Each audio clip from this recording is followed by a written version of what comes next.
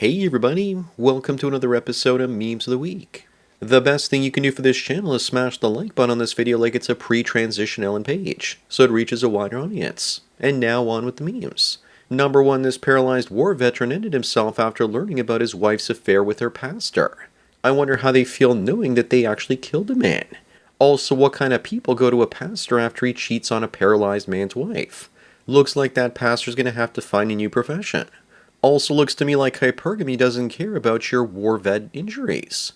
Instead of ending himself, he should have just walked away from his marriage. Sorry, my bad. Moving on, this woman says that she's giving the ugly guy a chance. My guess is that's probably a man that's a 7 or an 8 out of 10 because all the 9s and 10s rejected her.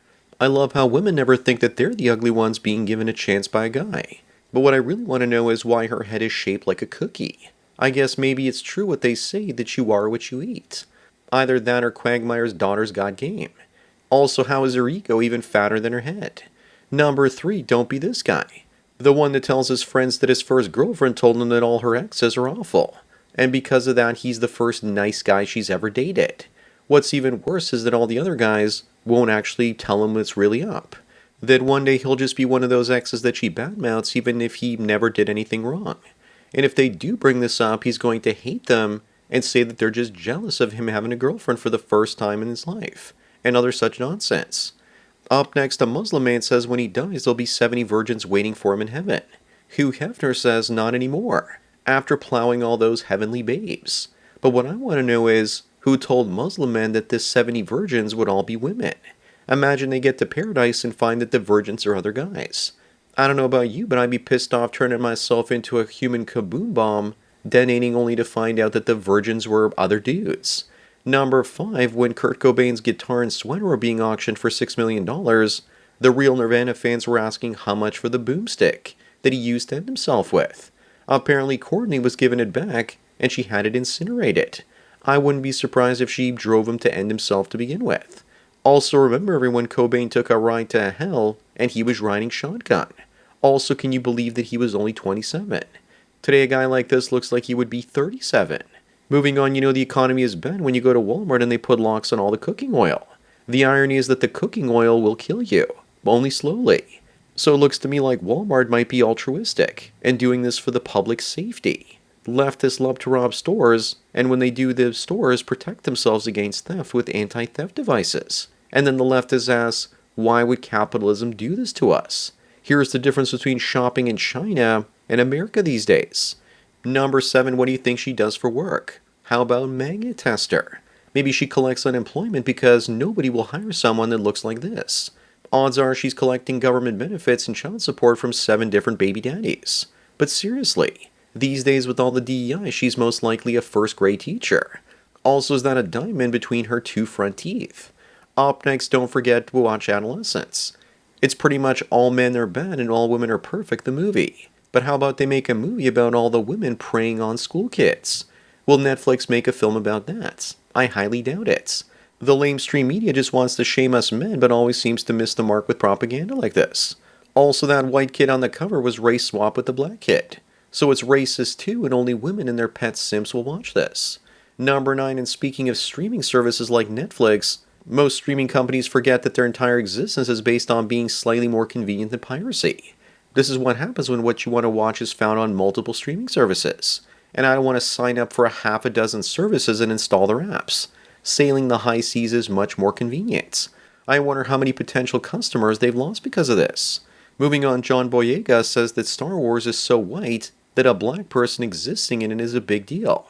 But how about Lando Calrissian? I don't remember it being a big deal that he existed in it as well. He was just like all the other characters. The same with Mace Windu from the prequel trilogy.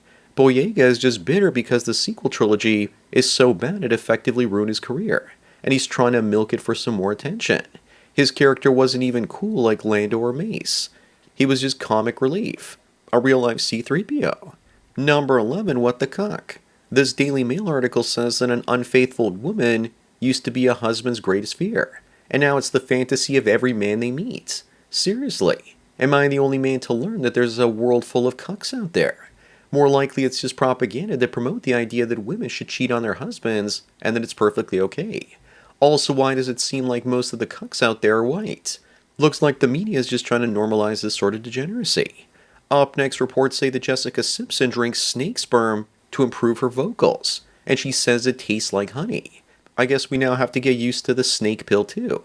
She's definitely on Team Slytherin when she watches Harry Potter. Maybe this is also why she used to be so fat, because she consumed way too much snake sperm. All we can really hope for in this case is that the person milking the snakes gets paid enough, and that the Humane Society is there to make sure that the snakes only get pleasure and not get harmed.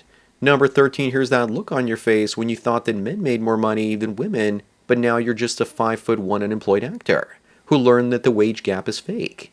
Then again, maybe Paige here just needs to man up.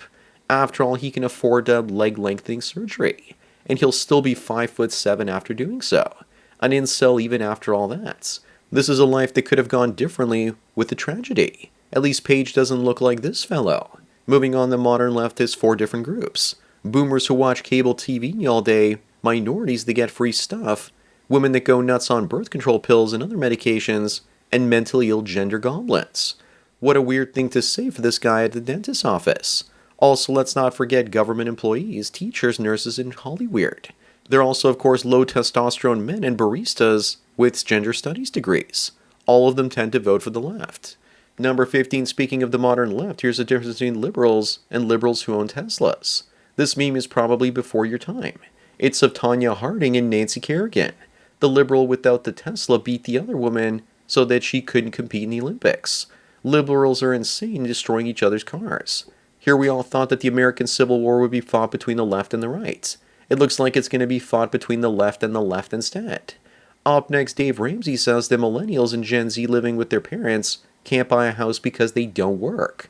What I want to know is, why can't boomers grasp the fact that every generation that came after them has had it far more difficult than they ever did? It's like they're stuck in the 1960s or something. In the 1980s, my father was able to pay for mortgages on 3 properties worth $3 million today on a cab driver's income, and as well as support a family. He owned a cab plate. Where are all the Uber drivers today with $3 million mansions and stay-at-home wives?